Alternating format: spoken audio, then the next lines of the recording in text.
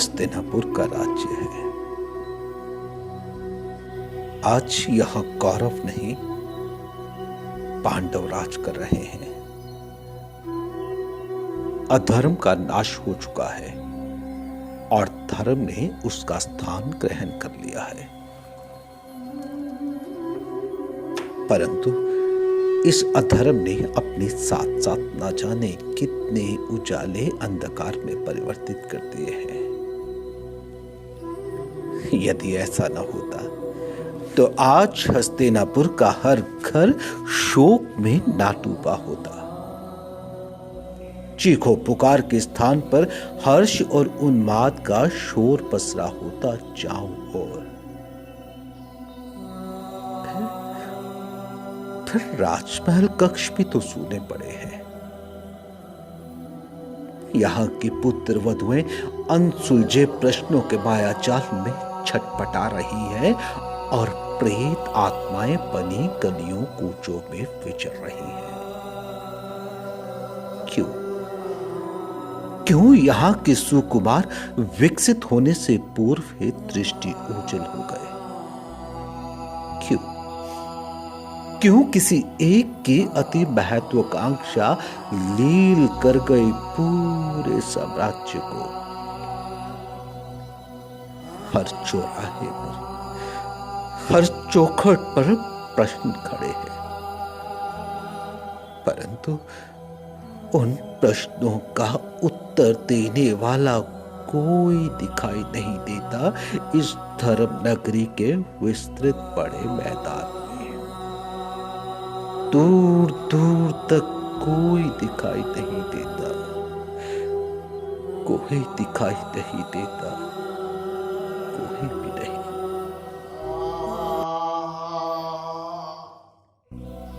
माता, माता द्रौपदी, मेरे पास आइए। मैं कीर्ति माता, आपका पुत्र। मेरा शरीर टूट रहा है, अंग अंग में पीप भरी हुई है।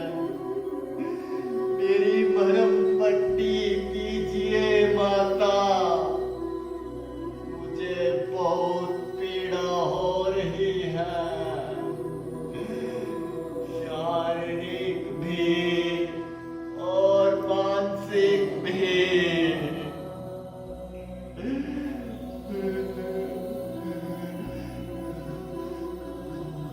माता, माता, माता, देखिए वे लोग फिर पहुंचे हैं मेरा भास उठाने। मुझसे मेरे पिता का नाम पूछते हैं बार बार। क्यों माता, क्यों? मुझसे अथवा आपके दूसरे पुत्रों से क्यों? अभिमन्यु से क्यों नहीं माता? अनेक प्रश्नों से भरा पड़ा है। भेद है यदि तो कोई उजागर कीजिए माता, अन्यथा पांचों भाइयों को मृत्यु के पश्चात भी गति सुलभ नहीं। माता, माता द्रौपदी।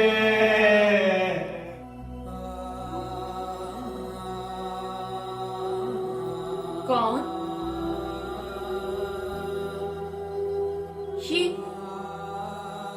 ये कौन विलाप कर रहा है हस्तिनापुर के गलियारों में? विगत कई दिनों से ये नगरी शमशान बनी हुई है।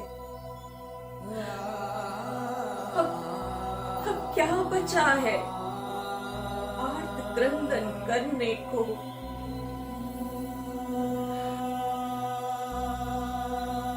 कौन हो तुम? माता, माता द्रौपदी।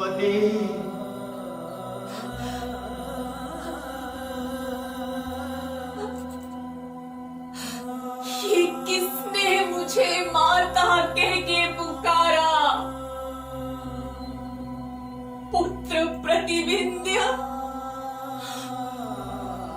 पुत्र श्रुतसोम, पुत्र सदानीक,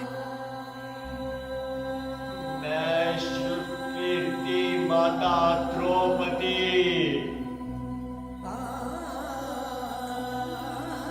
श्रुतकीर्ति,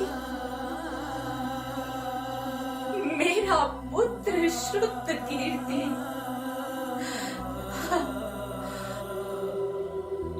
क्यों तड़प रहे हो पुत्र? बताओ मुझे, क्या बात है? जीते जी तुम्हें वात्सल्य प्रेम से संचित कर दिया।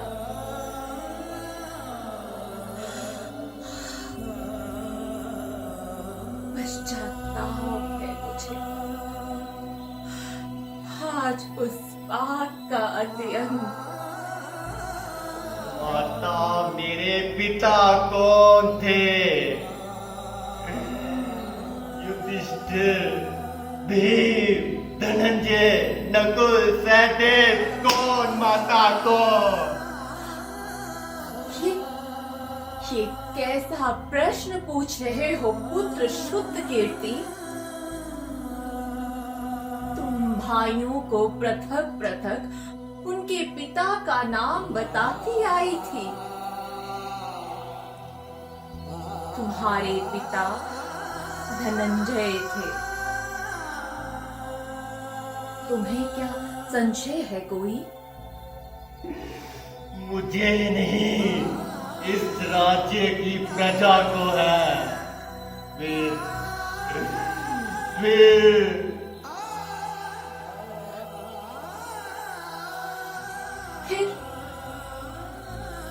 फिर क्या पुत्र? फिर पिता श्री धनंजय को भी संभवता अपने भाग के पितृ प्रेम को ढूंढ रहा हूँ माता, मृत्यु होकर भी, परंतु विलुप्त हो गया है वह कहीं। पिताश्री की आंखों में अभिमन्यु के लिए आंसू बहते हैं, मेरे लिए नहीं। हाँ, मेरे लिए नहीं। ये क्या कह रहे हो पुत्र श्रुतकीर्ति? तुम अपने पिता के अंतर मन को कैसे पढ़ सकते हो? इसी बात को लेकर मेरा पांचों पांडवों से झगड़ा हो चुका है कई बार।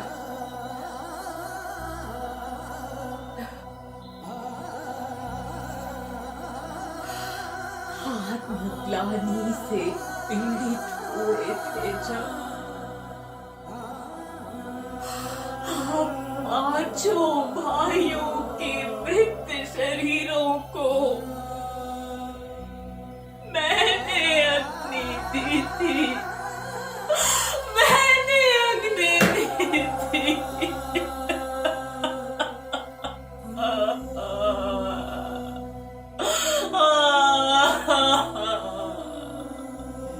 क्यों माता, क्यों? उन पांचों पांडवों के स्थान पर आपको क्यों विवश होना पड़ा हमें अग्नि देने के लिए? अतीत के पृष्ठ खोलो माता और सच्चाई का वर्णन करो। कुछ तो सांत्वना मिले मुझे माता। बोलो माता, बोलो।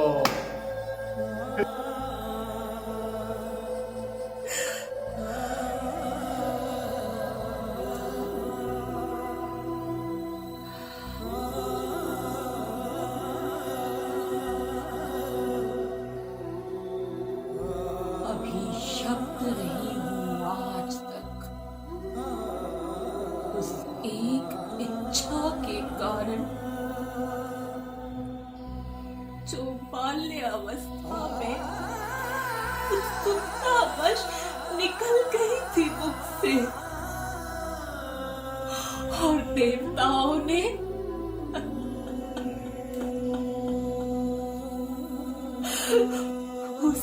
का आंचल पकड़कर एक नारी की भावनाओं पर कुठाराघात कर दिया।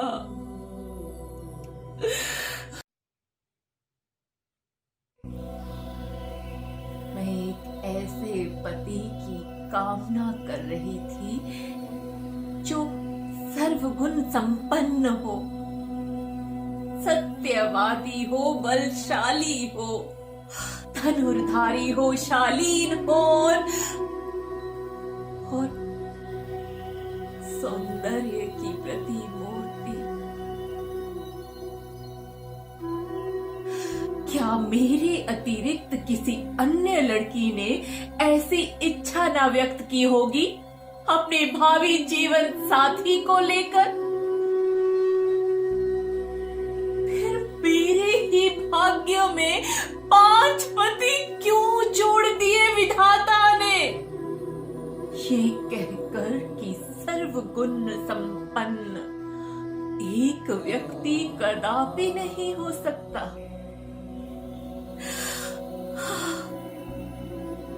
पुत्र श्रुत कीर्ति, मैं रोई, चिल्लाई, दुहाई दी कि नारी एक ही पुरुष की पत्नी हो सकती है। शेष पुरुष उसे केवल भोग की वस्तु मान सकते हैं, पत्नी कदापि नहीं।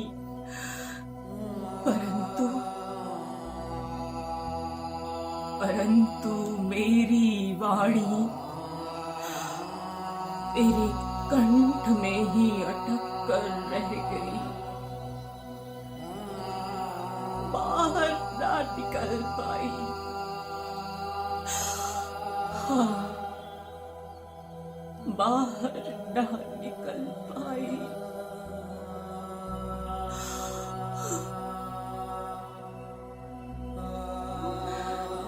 स्वयंवर के पश्चात जब मुझे लेकर समस्त पांडव अपनी कुटिया में विराजे,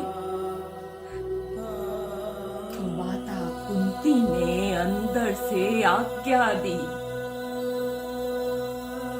जो वस्तु साथ लाए हो आपस में बांट लो।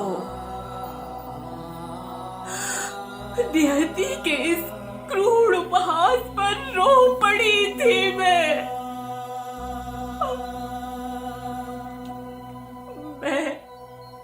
एक नारी, महान राजा द्रुपद की पुत्री, अग्नि की उत्पत्ति बिना देखे वस्तु बना दी गई।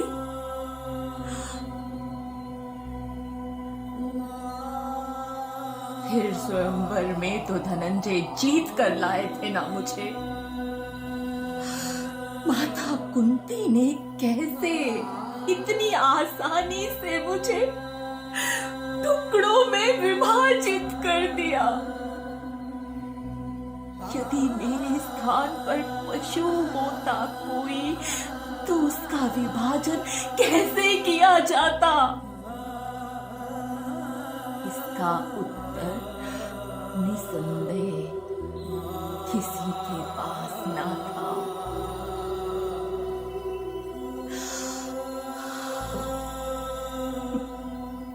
मां की आज्ञा शिरोधार्य, पत्नी की इच्छा किसी ने नहीं पूछी। मुझे भली भांति याद है, आंखें चमक उठी थी सभी भाइयों की मेरे विभाजन को लेकर।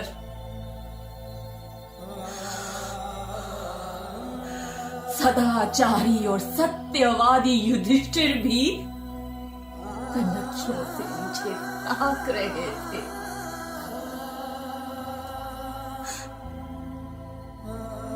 धनंजय व्याकुल थे, मैं व्याकुल थी। कुंती अपनी करनी पर पश्चाताप कर रही थी, परंतु शेष सभी भावी जीवन की मधुर कल्पनाओं में हिलोरे मार रहे थे।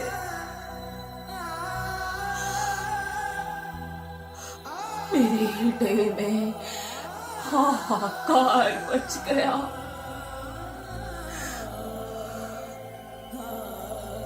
जी में आया कि बहते सरोवर में छलांग लगाकर प्राणांत कर दूं। मेरा अधोपतन हुआ था एक नारी के हाथों। यदि मैं उस समय अपना अपमान सहन न करते हुए समस्त जनों को शापित कर देती तो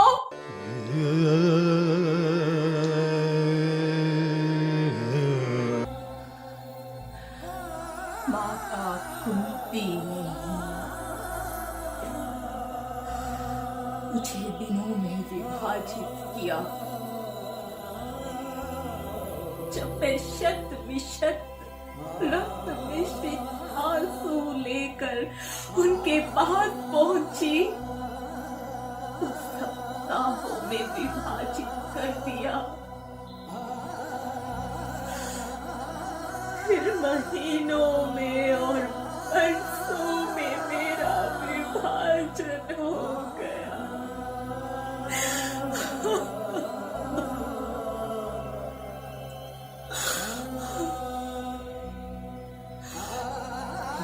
विभाजन को शाही पाकशाला में पकने वाली काजल गोली का ना हुआ होगा।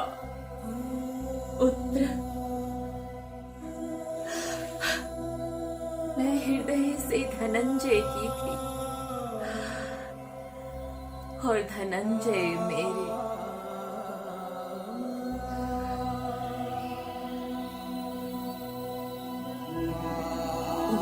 अनुपस्थिति में जब भीम अथवा युधिष्ठिर मुझसे प्रेम आलाप कर रहे होते तो मैं आत्मग्लानि से भर उठती।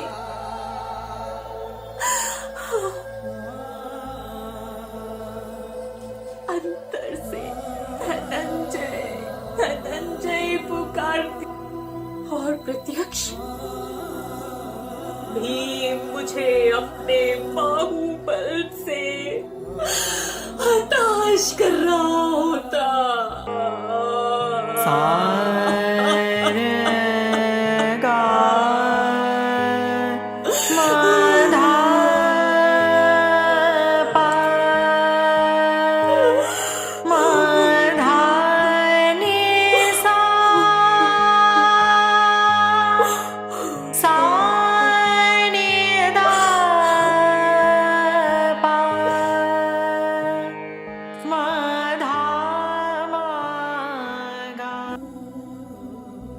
माता कुंती सदैव अपने दुख से पीड़ित रहती है। उनके सामने उनकी पुत्र वधू नित्य खंडित हो रही थी। उनके ही पुत्रों के हाथों उस पीड़ा से अनभिज्ञ हो जाना उनके मातृत्व पर एक बड़ा प्रश्न चिन्ह नहीं लगाता था क्या?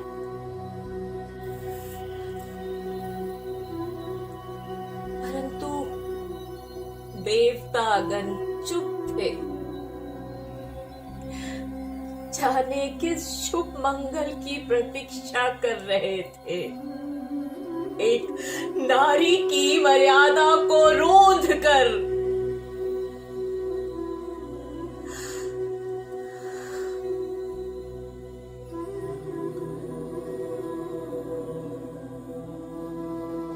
धनंजय अपना अपमान सहन ना कर पाए और मुझे छोड़कर चले गए।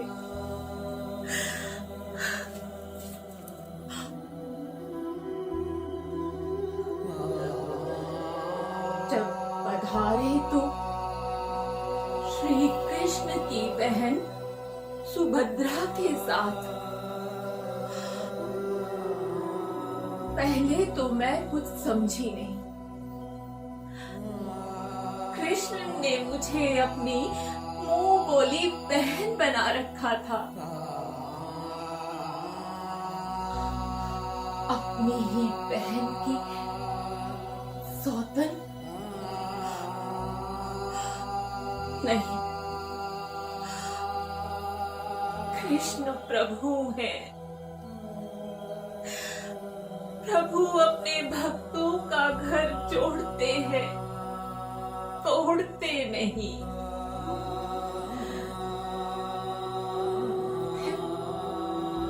कृष्ण सुभद्रा को मधुकर, ये अत्याचार है। कौन से ग्रंथ में लिखा है कि नारी वचनों का पालन करे और पुरुष स्वच्छंद आचरण करे? यदि मैं पांडवों के साथ बंधी थी तो पांडव भी मुझसे बंधे थे। आपने क्यों धनंजय को अपनी बहन के साथ वर दिया? मुझसे पूछना क्या अनिवार्य नहीं था आपके लिए? पहली पत्नी के रहते दूसरी पत्नी क्यों लाए हैं धनंजय? प्रभु हो यदि तो उत्तर दीजिए मुझे। सुभद्रा का जीवन सुखमय बनाने के लिए द्रौपदी की बलि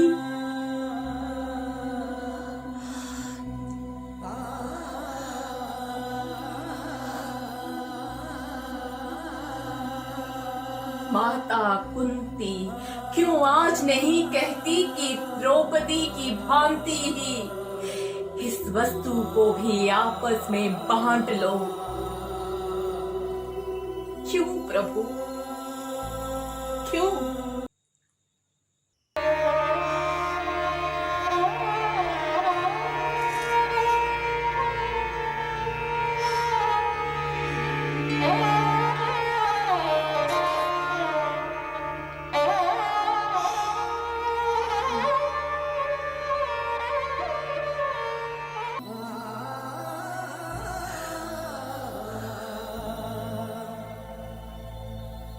पुत्र, पांडव क्षण क्षण गलतियां करते गए और नियति क्षण क्षण उन्हें क्षमा करती गई।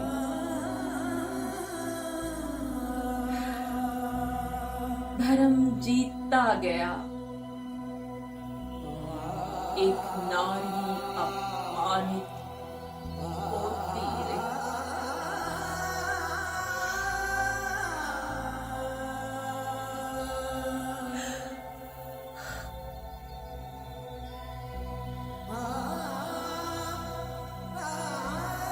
हम लोगों का जन्म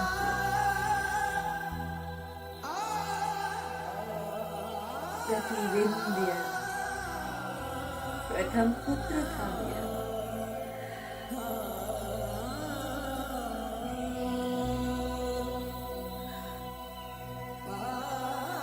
अपने पिता की ही भांति कम बोलने वाला,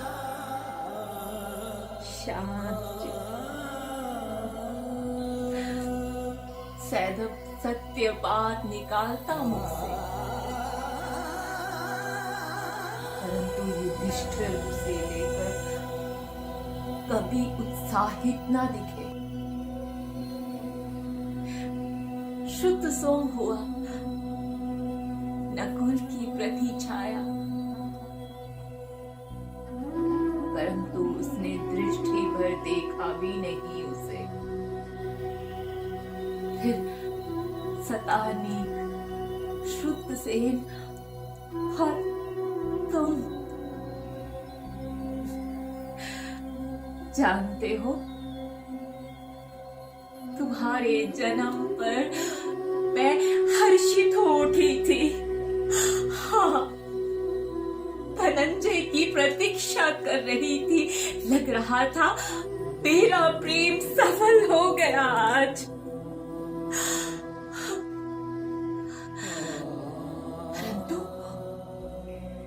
परंतु धनंजय सुभद्रा के साथ खिलखिला रहे थे उसके कक्ष में।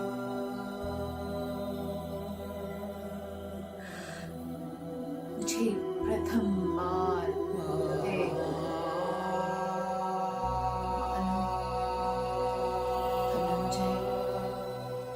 धनंजय मुझे विसार चुके।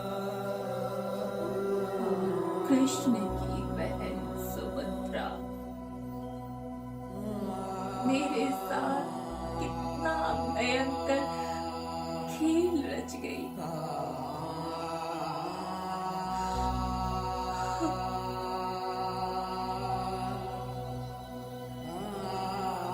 फिर जन्म हुआ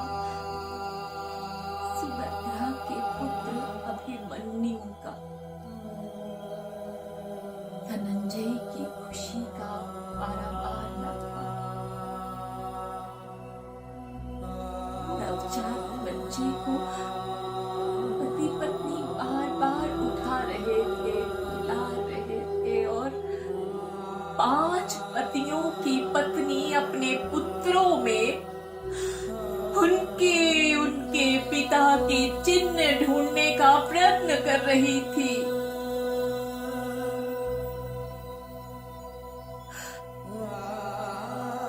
कृष्ण, हे प्रभु, कृष्ण मेरे मनोभावों को भली भांति समझ रहे थे। परंतु आश्चर्य था, सदैव मुस्कुराने वाले प्रभु आज भी खिलखिला रहे थे।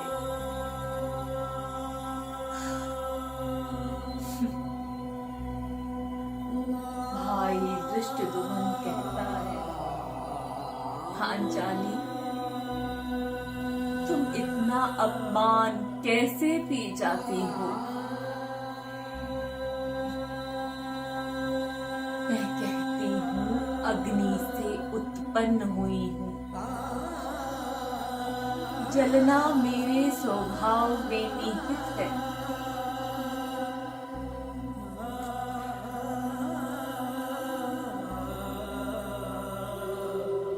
कौरवों ने पांडवों को जुए के लिए आमंत्रित किया। धर्म की दुहाई देने वाले युधिष्ठिर ने आमंत्रण स्वीकार कर लिया। अपना सर्वस्व हरा दिया इस गंदे खेल में उन्होंने। और फिर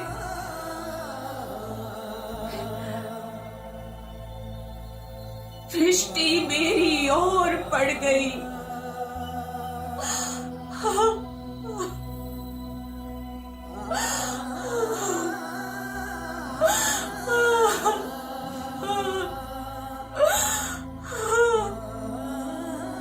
पुत्र, मैं चीखी, चिल्लाई, समस्त देवताओं को पुकारा, परंतु विजयी वर्ग मुझे वस्त्रहीना करने पर उतारू हो चुका था। कोई प्रमुख जन आगे ना आया मेरी मर्यादा बचाने।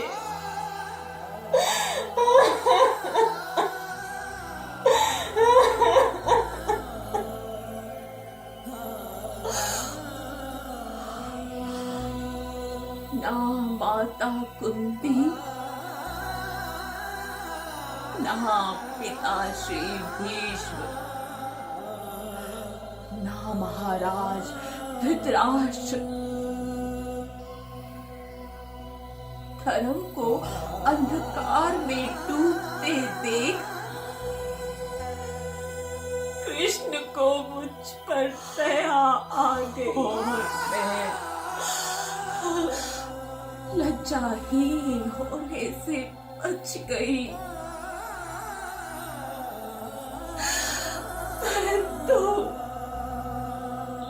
परंतु आज पूछती हूँ, क्या हारा हुआ पुरुष अपनी पत्नी को दांव पर लगा सकता है? यदि हाँ, तो बलि वेदी पर मैं ही क्यों चढ़ा दी गई? सुभद्रा क्यों नहीं?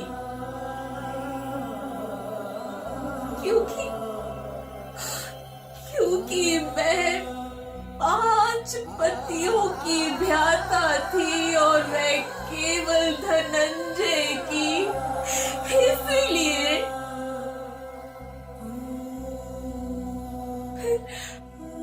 मेरी मर्यादा भंग करने के आरोप में माता गांधारी ने अपने पुत्रों को शापित क्यों ना कर दिया?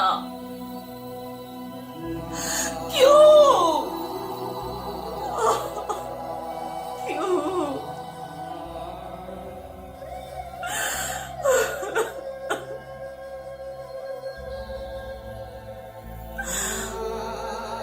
भीष्म भी नारी का अपमान देखते रहे।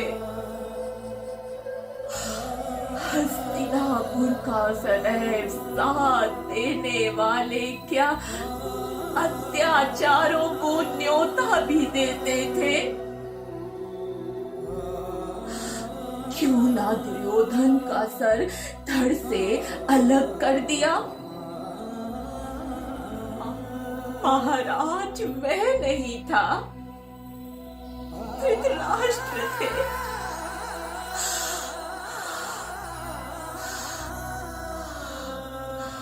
पुत्र, मैंने प्रण किया था, जब तक मैं दुशासन के रक्त से सर ना धो लूं, अपने केश ना बांधूंगी। मुझे इस संसार से ही घृणा हो चुकी थी।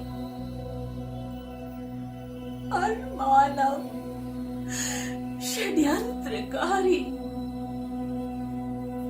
दोगला, दो मुहा, विनाशकारी।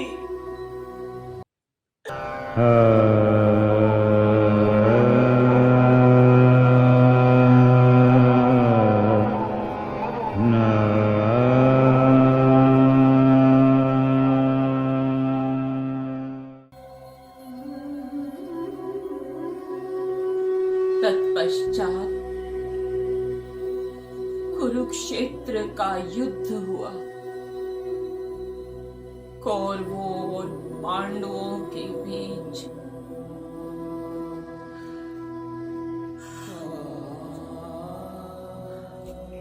इस युद्ध का कारण मुझे ही ठहराया गया। दोनों ओर के महान योद्धाओं में रक्तपात हुआ। पांडवों की ओर से भी नरसंहार हुआ, कौरवों की ओर से भी नरसंहार हुआ। छल का सहारा कौरवों ने भी लिया और कूटनीति का खेल पांडवों ने भी खेला।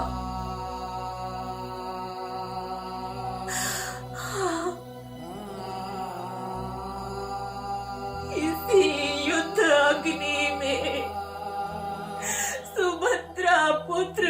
अभिमन्यु भी काम आ गया। हाँ।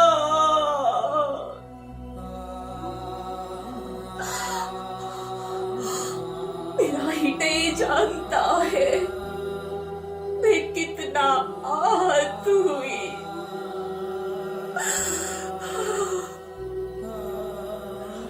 आयु में तुम सबसे छोटा था, परंतु शादी उसकी पहले हो गई थी। मैं इस बात को लेकर भी चिंतित थी। धनंजय उसके लिए तो वधू ले आए, आपकी सुधी नाली किसी ने भी, परंतु अभिमन्यु पत्नी उत्तरा को वैधव्यों में देख चीत्कार कर उठी थी। मैं हमारी पुत्र वधू गर्भवती थी तब, और अभिमन्यु से विदा लेकर युद्ध स्थल पर गया था। कौन जानता है कि मैं उसका संताप देखकर कितना शोकाकुल हुई।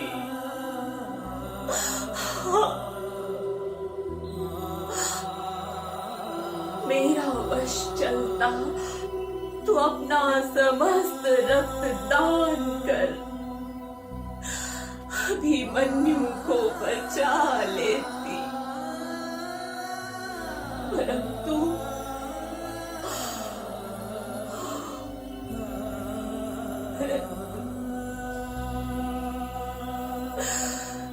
नियति उसे लील चुकी थी।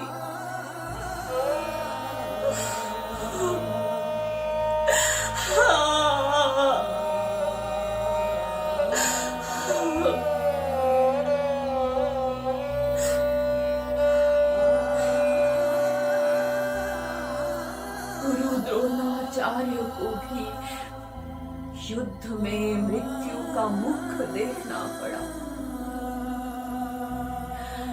झूठ बोला था युधिष्ठिर ने उनके आगे कि अश्वत्थामा मारा गया, जबकि मरने वाला अश्वत्थामा पुत्र द्रोण नहीं बल्कि अश्वत्थामा हाथी था।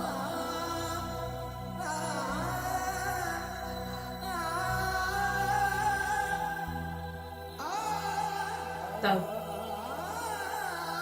अश्वत्थामा ने प्रण लिया कि अपने पिता की मृत्यु का बदला लेगा और पांचों पांडवों के सिर धड़ से अलग कर देगा।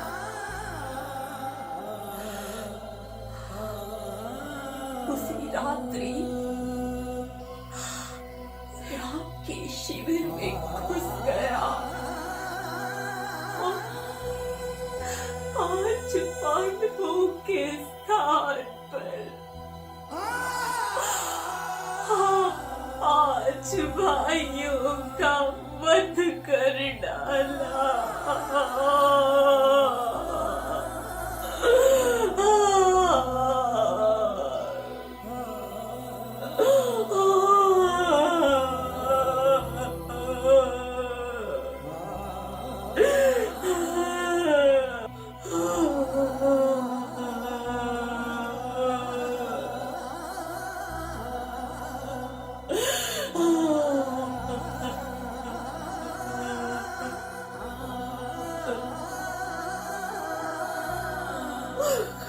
मेरे पांच पुत्र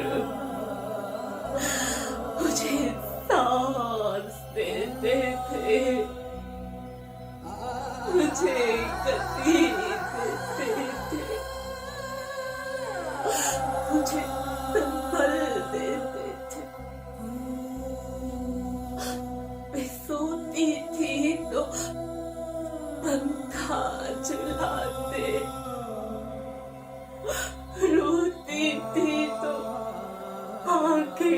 शुरुआत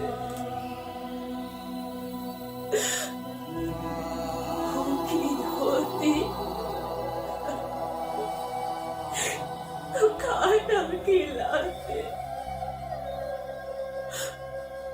दुखी होती तो जी भर कर हंसाते।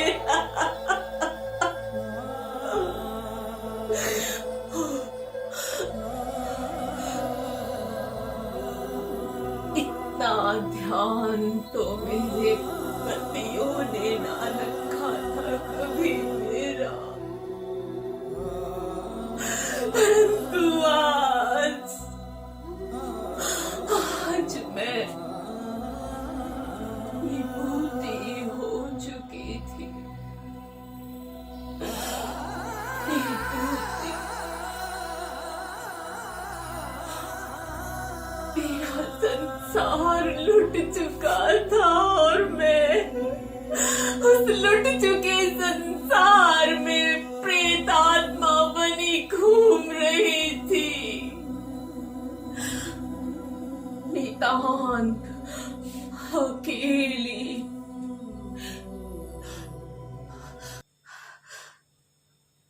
आपके पांचों पिता सिर नीचा किए बैठे थे। कोई आपके मृत शरीरों से लिपटकर क्रंदन नहीं कर रहा था, ना युधिष्ठिर ना धनंजय। इसीलिए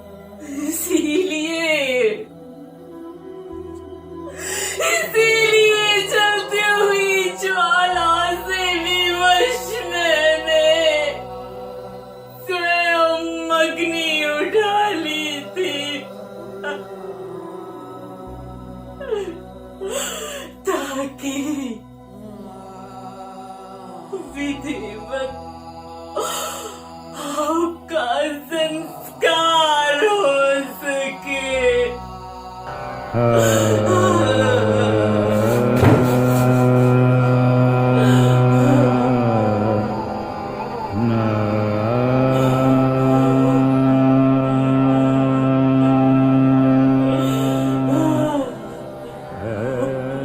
माता, आपकी कहानी ने मुझे और व्यथित कर दिया। आपने अपना हर कर्तव्य ईमानदारी से निभाया, फिर भी आप उपेक्षित क्यों? और आपके साथ साथ हम भी।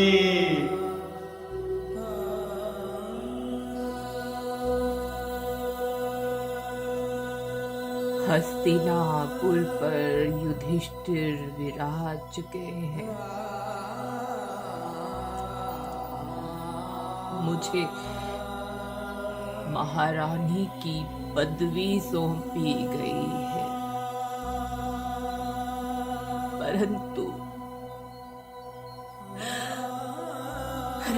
आज मुझे किसी वस्तु की लालसा नहीं रह गई। बहुत अपमान हुआ है मेरा। अर्थ हमें गति कभी भी संभव नहीं हो पाएगी।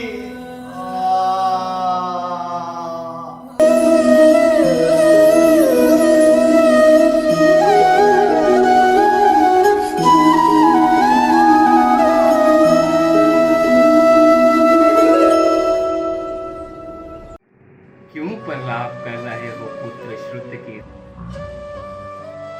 कौन? मधुसूदन प्रभु, आप? प्रलाप तो हम पांचों भाइयों का दुर्भाग्य बनकर रह गया। इस जन्म में इतना अपमान झेल लिया और क्या शेष रह गया आत्मसात करने को।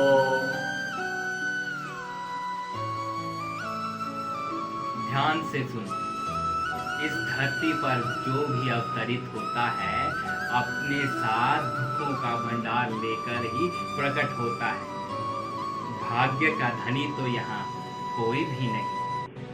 ईश्वर को धर्म की स्थापना के लिए बहुत मेहनत करनी पड़ती है।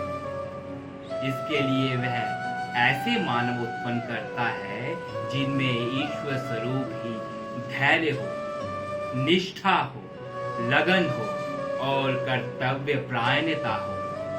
तुम ऐसे ही मानवों में से एक थी। इसीलिए आज भारतवर्ष तुम्हें महाभारती की संज्ञा से सुशोभित कर रहा है। मत अपमानित कीजिए अपने वचनों के सम्मोहन से मुझे मधुसूदन। मत अपमानित कीजिए। आज मेरी सारी इच्छाएं मर चुकी है। मैं अकेली हूँ संसार में, कोई नहीं मेरा अपना कहने को।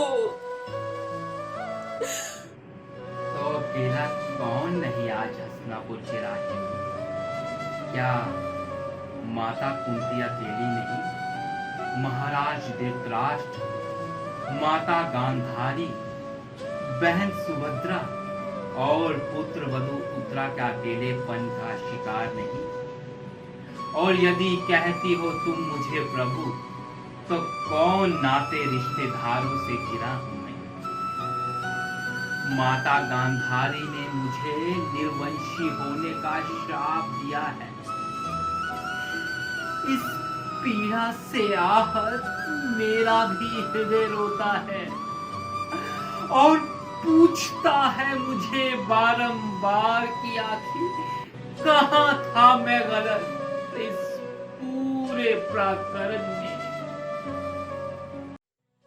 आपके गूढ़ प्रश्नों के उत्तर देना मुझ जैसी साधारण नारी के वश में नहीं, परंतु मुझे एक बात का उत्तर दीजिए। मैं माता कुंती द्वारा वस्तु क्यों कहलाई गई? क्या उपहास नहीं था ये अग्निपुत्री का?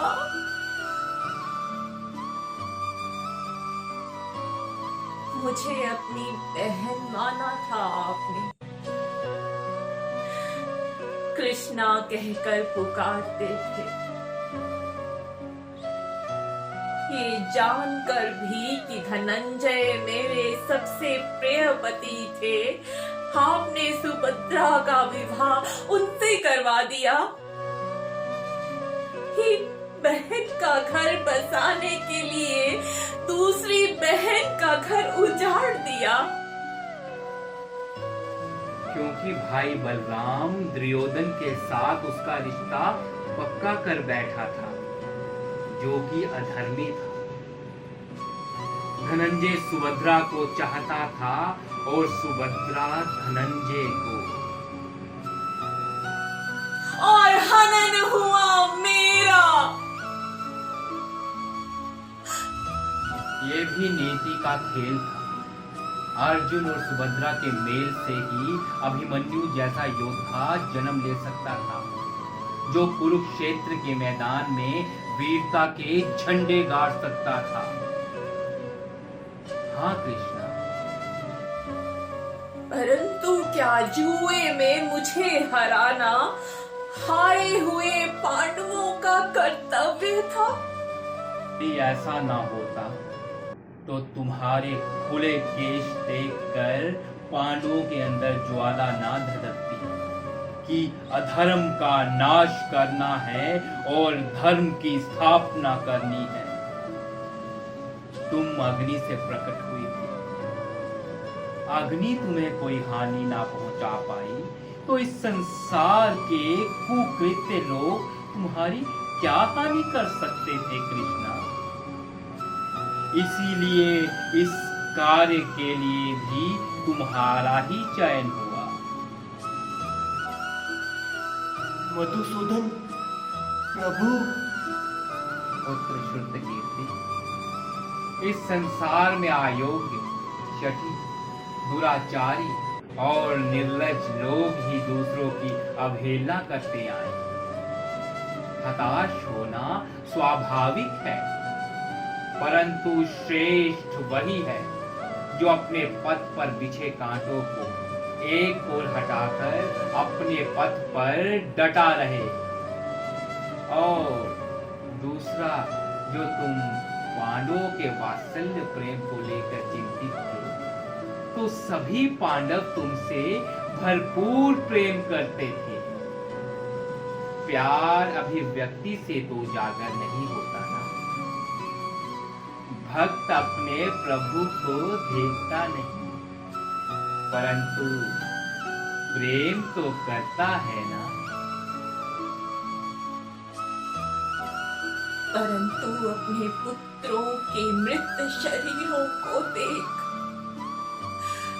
चुप्पी क्यों साथ रखी थी उन्हीं पांचों भाइयों ने? क्योंकि हृदय रो रहा था उनका, तुमसे दृष्टि मिला पाने में असमर्थ थे। क्योंकि अश्वत्थामा ने छल से तुम्हारे पांचों पुत्रों का संहार किया था जब पांडव दूसरे शिविर में सो रहे थे।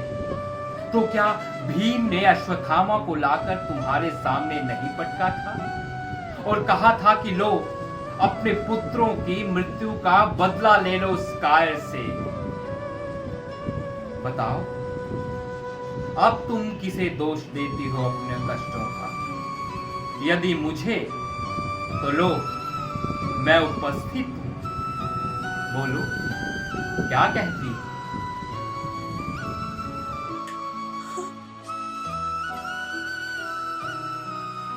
मधुसूदन, मुझे कुछ नहीं कहना,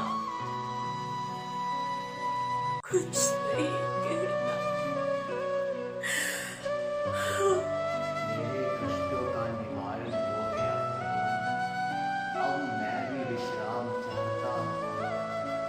अब मैं भी विश्राम चाहता हूँ। अपना कर्म निभाओ हे मनुष्य, फल की चिंता छोड़ दो। जो हुआ वह अच्छा ही हुआ, जो हो रहा है वह अच्छा ही हो रहा है, और जो होगा वह अच्छा ही होगा। कर्मण्येवाधिकारस्ते मा फलेषु कदाचन, मा कर्म फल हेतुर्भूर्मा ते संगोस्व कर्मणे।